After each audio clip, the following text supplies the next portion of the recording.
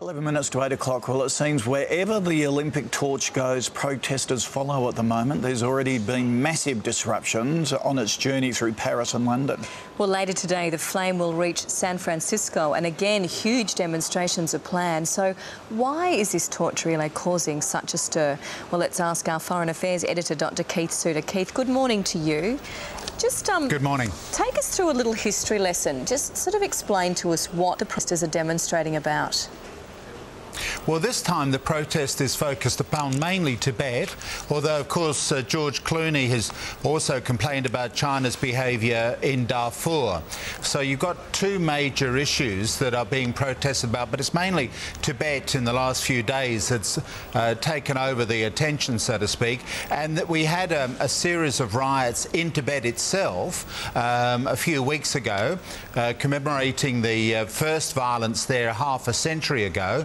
And those pictures were beamed around the world of the heavy-handed response by the Chinese, and this has then helped to trigger an anti-Chinese feeling in the cities that have been visited so far by the torch relay. OK, put it in perspective for us. Did China take over Tibet? Yes, it did. Right. It took over Tibet half a century ago, although the history of the takeover is very controversial because at one point part of Tibet was actually running China, so there's a long link between those two countries. Tibet itself is the buffer zone between China and India, and so it's strategically very significant for China. And so they want independence, is that right? So by doing all of this, they're wanting China out altogether?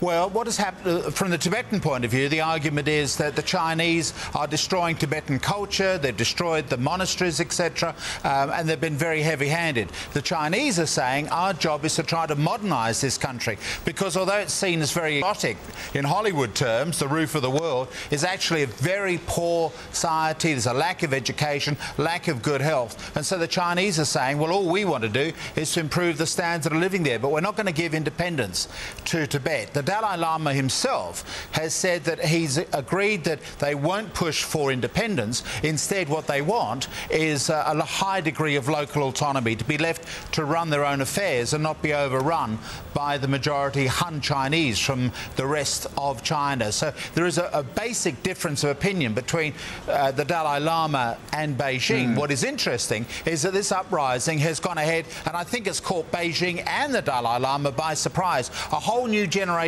of young Tibetans living under Chinese control, and they're saying, look, this is the Olympic year, China's very much in the news, this is our moment of opportunity to embarrass China. So Tibet wants to be treated a bit like the Chinese treat Hong Kong, sort of as a separate zone, sort of a bit of democracy, a bit not, that sort of thing.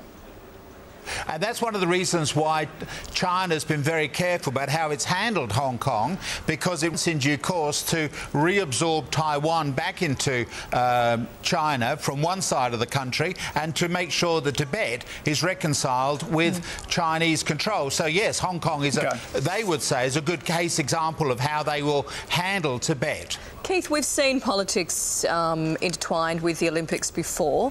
Will this protest have any impact, particularly given that I understand there's nothing being shown in China?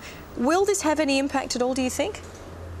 It won't have much impact on China. You've got to realise that most Olympic events actually in the last 100 or so years have been accompanied by political demonstrations. It's very rare for an opportunity to go by without some sort of political demonstration. For example, when we hosted it in Melbourne in 1956, the Cold War was at its height, so there were demonstrations then. So most Olympics attract some sort of political disturbances, but it doesn't stop the Olympics from necessarily going ahead, although there may be reduced participants.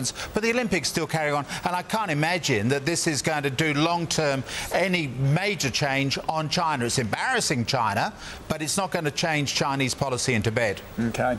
Keith, thanks for putting it in perspective. Really appreciate your time this morning. Thank you. I love Keith's little history lessons. Yes. Isn't it? Yeah. Because we're assumed to know everything about what these protests are all about. So hopefully that helps you.